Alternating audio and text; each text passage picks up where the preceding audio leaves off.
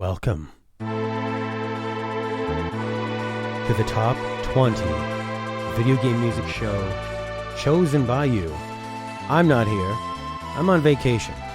But I thought for one of the episodes I'll make while I'm away, it would be nice to do a little thank you to the people that have made the show happen.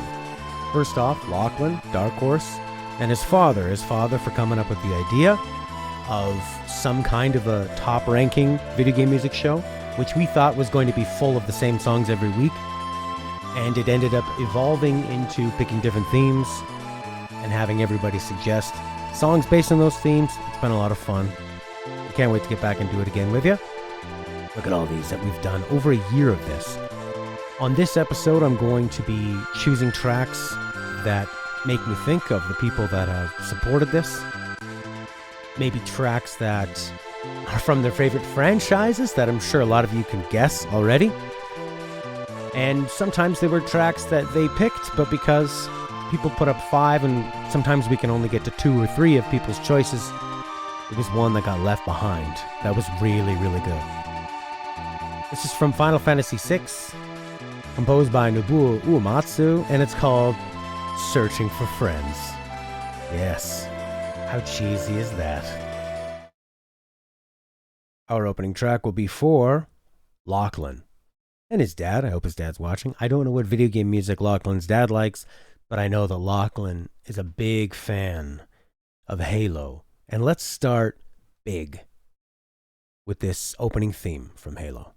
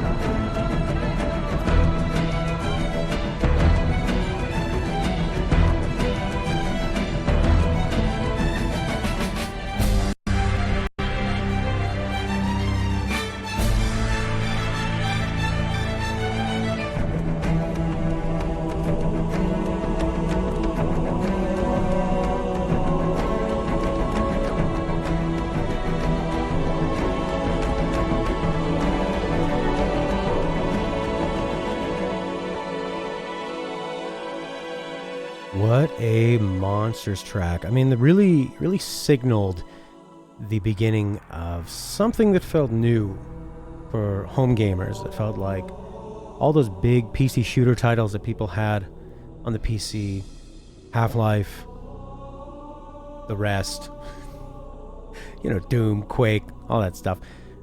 You were having that experience on an Xbox, which it was Microsoft's first time diving into the console market. It was more powerful. It was mysterious. It actually had a bit of an operating system that you could move around. You could put CDs in. You could rip music off of CDs, which was a pretty interesting idea. And I still remember my friends recording a 4-song demo and bringing it over and me playing it on my Xbox. And I said, can I rip these songs, and them being really nervous about copywriting because they were a young band. They thought that this was going to be their ticket. They were going to make it.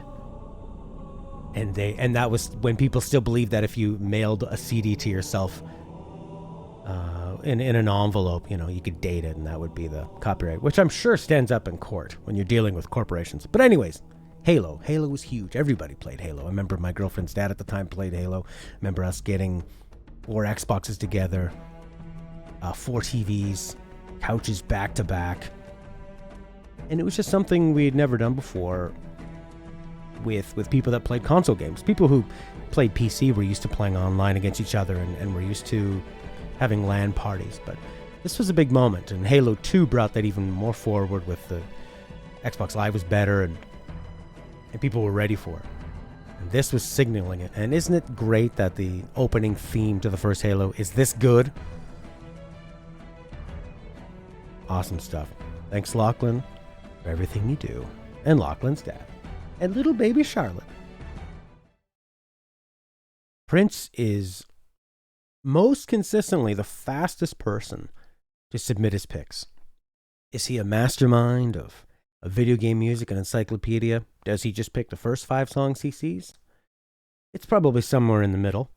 But what you can count on is that Prince is going to bring something a little different than most. Or a lot different. It'll usually have some kind of vocals or lyrics. It's definitely going to be fun and energetic.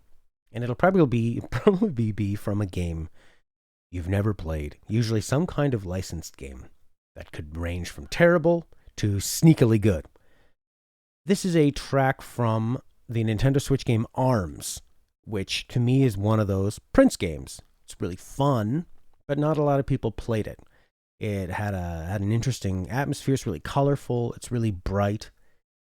Sounds like a kind of a worldly celebration, but I think it's one of those underrated games that I think in years from now, people will look back and it'll be an underdog, a dark horse pick to segue off of me talking about Lachlan. So this is from ARMS. This is Mechanica.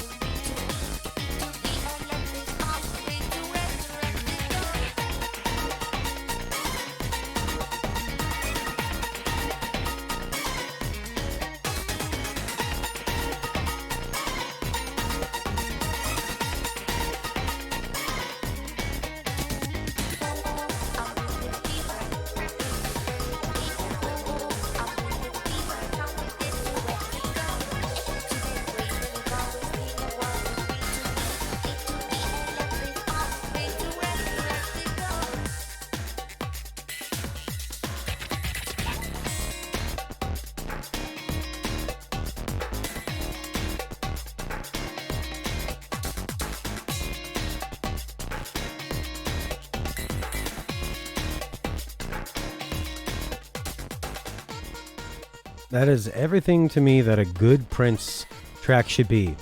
It's super fun. It's dancey. It's got weird vocal samples. And it's something that you probably never played, but maybe you're aware of. There's just tons of interesting rhythms going on in here. It definitely sounds like to me like a futuristic movie or game where you're trying to predict how all the different types of music are going to combine in a way, or to make it feel kind of exotic yet familiar at the same time. But it's just really fun. It's bright and bouncy and energetic, but it's not too obnoxious. You can listen to it for quite a while. It's like just that level of obnoxious fun. It's a great track, and it makes me think of Prince. Good stuff, ARMS. By the way, most of the soundtrack to ARMS is pretty good. Our next choice will be for Chris. Chris loves his break beats. He loves industrial stuff. It sounds like it could have came from the late 90s on a PS1. Chris is probably into it. And he loves this franchise, Ape Escape. I listened through a lot of Ape Escape tracks trying to find one. They're fun. They're interesting. But they can be a little samey. This is the best one I found. The one that really seemed to stand out the most and kind of had the most to chew on. So this is from Ape Escape 1. The track is Time Station for Chris.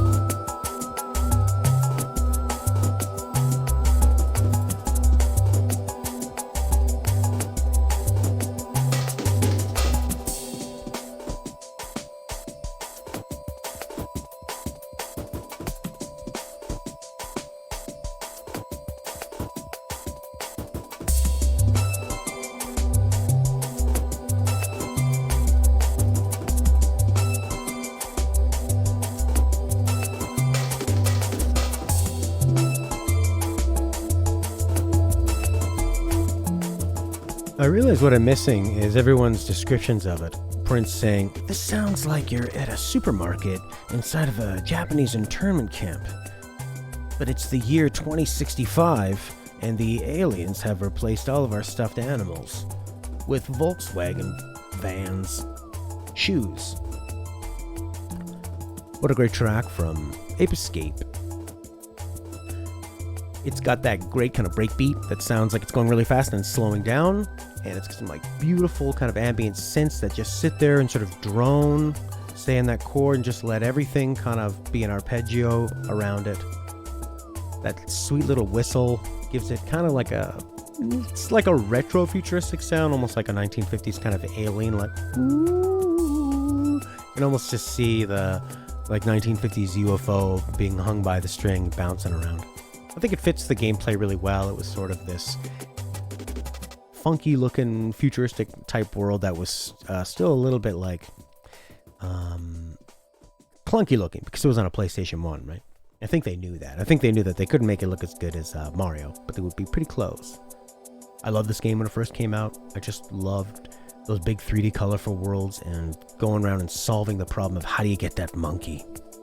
And I never felt comfortable knowing if they were monkeys or apes. And that's something I've had to live with.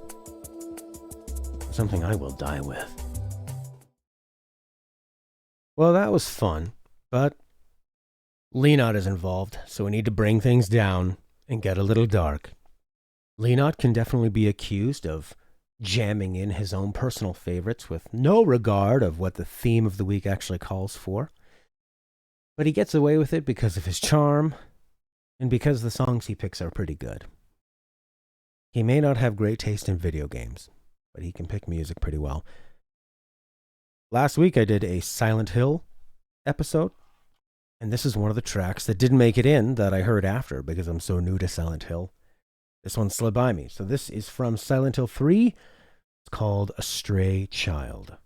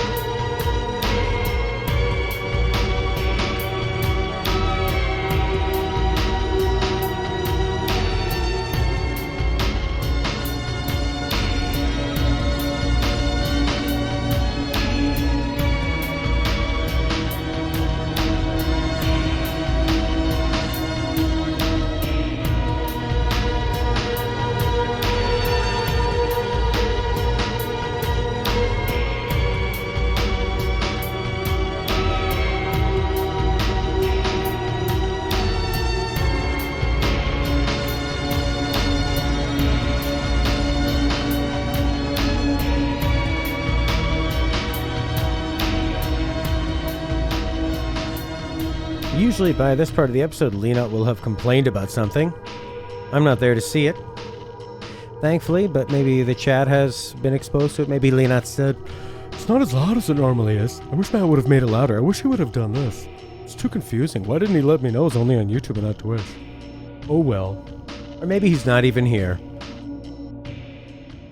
Anyways, what a great track this is. Probably, to me, it seems like more like a really sophisticated take on what the composer was doing in Silent Hill 2 with that kind of slow, halftime rock industrial. Whereas Silent Hill 2 is a bit more industrial rock. This is a little more psychedelic in a way. It's really, really beautiful. Very, very haunting. Like disturbing, but at the same time you could listen to it forever. So good. So Lena, thanks for always pestering me about Silent Hill. And yeah, I realize that encouraging you to pester me could be a huge mistake. One of the great things about doing the show is being exposed to songs and games that you've never heard of before. This is one of them.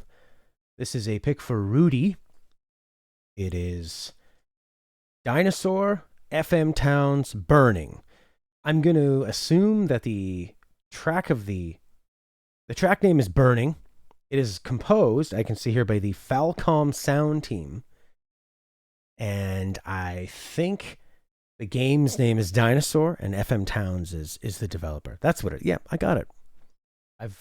After all this time, I finally can do it with 60% accuracy.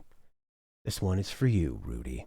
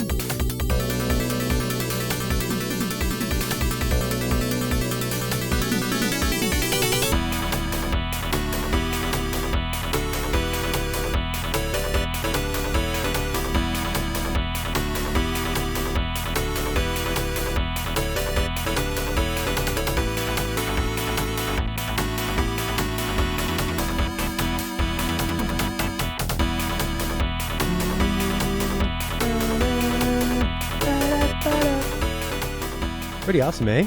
To me, that sounds like something that would be on the FM sound chip. Maybe that has to do with their name, FM Towns. I don't know, but it sounds like something you could play on a Genesis. It's got that great, hard-hitting... Oh, whoa, this part's getting even better. Hang on, hang on, hang on.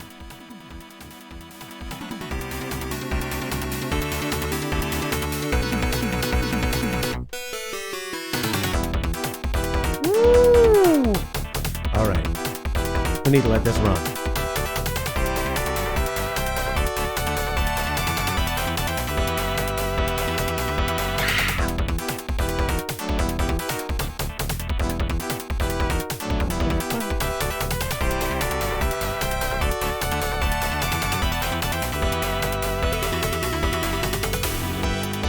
There you go. Holy crap. Oh, don't give away what's coming up next, buddy boy. Anyways, so how cool was that? That threw me off completely. That next phase of it. Good Lord. That was fantastic. So that was FM Towns. You've totally screwed me up, Rudy! With your Falcomness. Anyway, that's the whole fun of it, isn't it? It's wild, it's unpredictable. It's full of errors. Aren't errors fun? Man, okay, it's got that galloping drum beat that was really popular in sort of the late 80s, early 90s of video game music. Killer dual-voiced synth leads. The drums like really hit hard, and the bass as well. There's a lot of like attack on it. You can really hear the click of the drum, like, and the bass too, that synth bass. Just pounds. So even if you didn't have a great sound system back then, which might have happened. Boy, I'm really woken up by all those problems. About that rock and roll chaos that Rudy's introduced. It would still sound good. I mean, it sounds great with good headphones and speakers, but back then this could like punch through a tiny little TV speaker. And it just goes so many amazing places. Hell of a great track. Burning, Dinosaur, FM Towns. Rudy, thank you.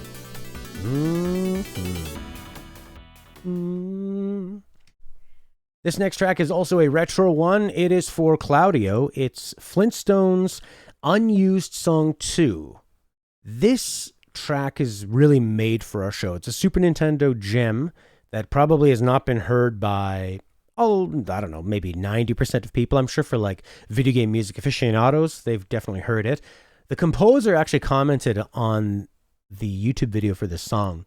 And he explained that this was never written for the game The Flintstones. It was just a song he wrote whilst testing new features on our MIDI editor. It ended up in The Flintstones because they wanted to fill up their jukebox with music. Some other tunes he wrote did get used in the game, however, just not this one. I love this track. It's a wonderful little gem. The Flintstones, Unused Song 2. For Claudio. Composed by Dean Evans.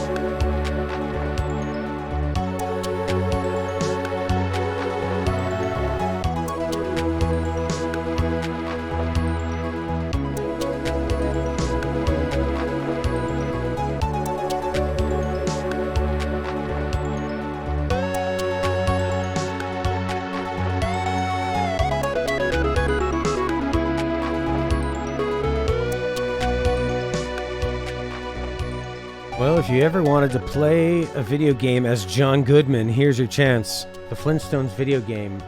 This is the only video game based on the Flintstones movie, as advertised proudly on the box. Doesn't that give you huge vibes of David Wise from Donkey Kong Country? Super ambient. I think it's a cool lesson that if this track was just made as something to test, sometimes if you just kind of relax and let go and try things with zero pressure, you can come up with the best stuff you've ever made. I haven't listened to a lot of other Dean Evans music, or maybe I'm not aware of what music I've heard of his. I'm sure I have. If he was a composer for Super Nintendo games at the time, he probably got around. That's what I heard on the street. Old Dean Evans likes to slip in the back door and compose a little music. But just like beautiful synth work, these pads, nice layering, great kind of like trippy drum beat, sort of a like bolero trip hoppy style, and that same sort of like arpeggiating things of music kind of bubbling up and down, really similar to Donkey Kong Country's sticker brush symphony or underwater ambience. Is it sticker brush or sticker bush? I would assume sticker bush, because they are animals. Dirty animals. That's for you, Claudio. Thank you. Now, good old Horky doesn't show up for every music show. Doesn't submit tracks for hardly any of them. But he does like to pop in, offer a few random choices. Never in a demanding way. What a polite guy. But he did have some tracks submitted for our racing week, which ended up being one of my sneaky favorites, one that really surprised me with the quality of the music that we got. And this track just pounded so hard, I thought we definitely have to play it. This is from Trackmania 2, Vast Viridian.